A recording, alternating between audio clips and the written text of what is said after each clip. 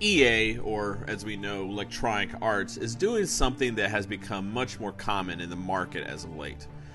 Capitalizing on outrage to help boost buzz for otherwise possible troubled product. Does anyone else think it's suspicious how quickly the recent reveal of Battlefield 5's trailer and the cover art was accompanied by a pronouncement from EA that there's an onslaught of toxic masculinity and they will fight the good fight against it? It's almost as though they're totally prepared or even hoping for some backlash, anything that could get them back in the good grace of gamers and recast the company as a noble and heroic company. Something that could wash away the bad taste that came with some of their recent releases. In case you have amnesia or you're just having trouble keeping track of all the things that people are outraged about, there's a reason EA wanted to control the conversation about the new Battlefield game in its press. After all, the last project produced by DICE and EA resulted in massive consumer and critic backlash that even had legislators from Hawaii to Belgium get involved. Excuse me, does anyone else remember Star Wars Battlefront 2? Look, I'm not claiming that no one has ever been mean or sexist on the internet. After all, technology has been a boon to people who want to threaten women and spew racism, but also don't want to put on shoes and be exposed to direct sunlight. And knowing the internet as I do, I'm aware that I'm going to be misunderstood and even maybe misquoted here. Still, I'm going to hold on to the optimistic belief in the rationalism of at least a proportion of gamers and repeat that. Yes, there are sexist jerks out there, but the trumped-up outrage defense on behalf of supposed attack on Battlefield 5 is, in the great words of Penn and Teller, bullshit. Like many of you, I heard the outrage defense against the toxic male trolls who were decrying Battlefield 5's new trailer and box art at almost the exact same time I saw the damn trailer. Convenient, isn't it?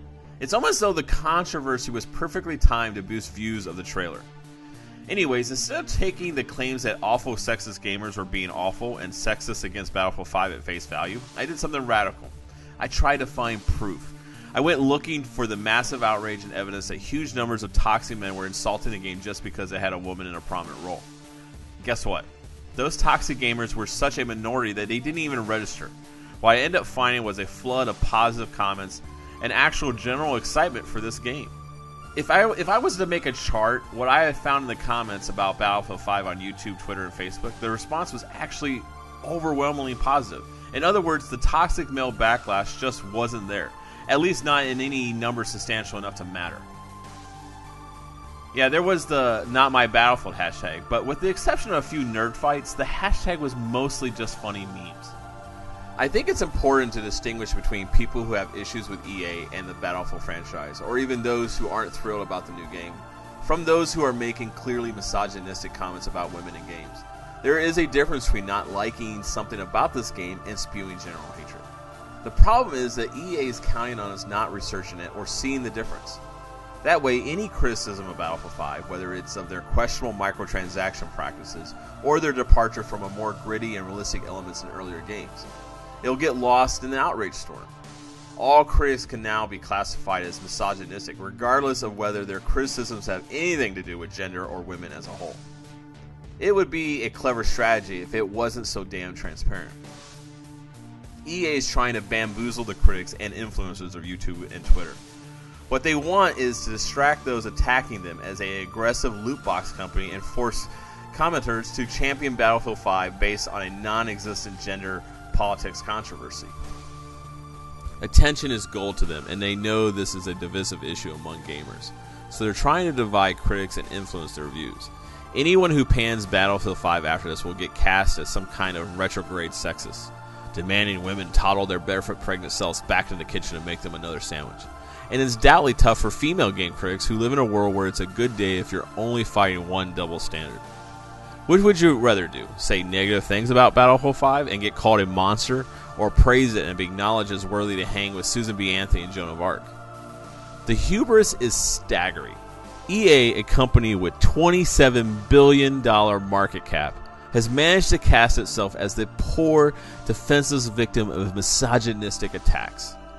For those folks out there saying that gamers don't want to play games with female protagonists, I would like to present you with Exhibit A. Exhibit A, Destiny, a game that's got two parts, first in a sequel, massive selling IP where not only are women displayed on the box art, but you can obviously play as a woman, and there's tons of female representation in the game. Then there's The Division, which is another large selling IP this generation, which also features women on the cover. Majority of the characters you deal with are women, and you have the option of playing as a woman. And then there's Overwatch, which is another massive selling IP this generation, which only features a woman on the cover, and half their roster are women. Yeah, so again, continue to tell me that men hate Battlefield 5 because it has a woman on the cover. Then you have DICE's general manager, Oscar Gabrielson, tweeting like their offices are under siege. But he's fighting against the argument that no one is making. EA and the company want you to think that those criticizing this game are opposed to female characters of any kind in games. This is a classic straw man. Those making jokes about Battlefield or objectifying to the non-remotely historical actor elements of the new trailer aren't complaining about women avatars in games. Remember that Call of Duty added female characters years ago and no one made a peep about it? It's 2018. Of course, people should be able to make a female character avatar to enjoy a video game. In fact, I try to find someone arguing the point that Gabrielson and his shills are fighting so vigorously. While I'm sure someone somewhere has said something of the kind, it's not a popular position. In fact, I could not find a single example of someone saying there shouldn't be a female or a female avatar in a game, much less supposed mob of responses that Gabrielson pretends to be taking down. And the crazy thing is that this whole debacle is amazingly disrespectful to women. There are women who actually fought in World War II. There were freedom fighters in France, snipers in Russia. These are real stories about real badass women. You'd think one of these heroes would be sufficiently inspirational for the supposed feminist allies of EA and DICE to use if they wanted to accurately portray a female World War II character. But no. Instead, they created a fictional character with unrealistic elements. It's a bit disrespectful, and if I was a woman, I'd be pretty pissed off about that. Way to undermine the female story of World War II for a whole new generation, EA. Maybe next you could do a fighting game with Celtic warriors fighting the Roman occupation of Britain. But instead of using Boudica, you come up with some fictional warrior queen who's a little bit more petite and cute. Oh, and give her a robot arm while you're at it. The most insulting thing is that it isn't even particularly new or a clever tactic. In fact, Red Letter Media nailed Sony for doing the exact same thing over the Ghostbusters reboot. You might remember that how Ghostbusters was unfairly targeted because loser men online hate women and spewed their women hate all over the trailer. It even got to the point where the implication was that you should see the movie in the theater just to show those misogynistic bastards that women can be funny. Except that no one was saying that women weren't funny. Analysis of the comments on the trailer showed that the vast majority of negative comments were just observations about the effects of the production as a whole. And the attacks on women were from a very tiny minority of commenters. So small a minority that they would otherwise be considered run-of-the-mill weirdos if Sony didn't decide to market the movie around their existence. Sony has even been accused of deleting ordinary non-sexist critical comments while keeping the bad ones around, just to bolster their narrative. This charade is embarrassing for the video game industry. Worse, it's unnecessary. Battlefield 5 will perform and sell well. Many people will play it, many people will enjoy it.